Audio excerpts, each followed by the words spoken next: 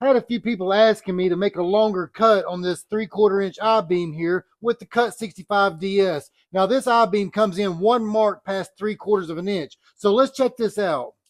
And I'll just tell you right off the top, this is a lot more than I would ever need this machine for. So we've got a 4-inch line here marked across this 3/4 inch I-beam. And what we're using is a 65 DS. And if I remember correctly, the way this works is our duty cycle comes in, we're using 220. And if we run this 100%, this is only going to give us 45 amps. So if we run it at a max at 65 amps, we can only run this at a 60% duty cycle or 60% of 10 minutes. So we got about 6 minutes of usage here on a 100%, usage there at 65 amps. So let's put this to the test and make sure that we can clean sever this right here. And if so, this right here is going to definitely be the game changer, because right now for 3 days only, this Cut 65 DS is less than the 55 DS. But hey, both the 55 and 65 are both non-high frequency. So if you want to set it up on a plasma table or so, hey, these right here are the ones that you want to use. But another thing that I'm going to pay close attention to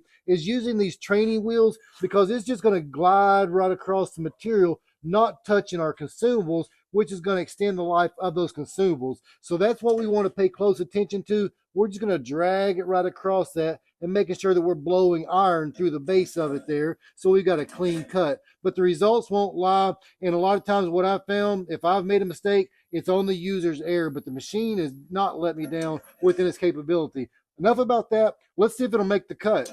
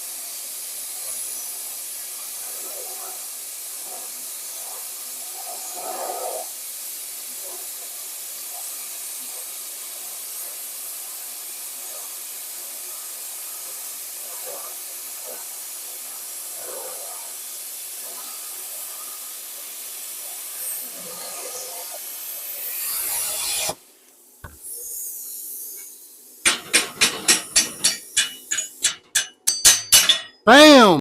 Yeah, I would say this part right here was user error. I got nervous and I didn't want to disappoint, but we were putting it up to the Cut 65 to make that judgment call. But after that right there, hey, it was a clean cut, except for a little bit on the bottom there, which a little grinder to clean that right off.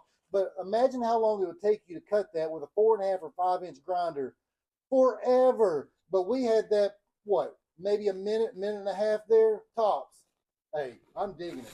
But the Cut 65 did not disappoint. We're talking over 3/4 of an inch right there, 100 psi at 65 amps, and it's less expensive than the Cut 55. But check it out, the link down below, and I promise you will not be disappointed. And do you really see yourself cutting 3/4 of an inch around the farm? Maybe.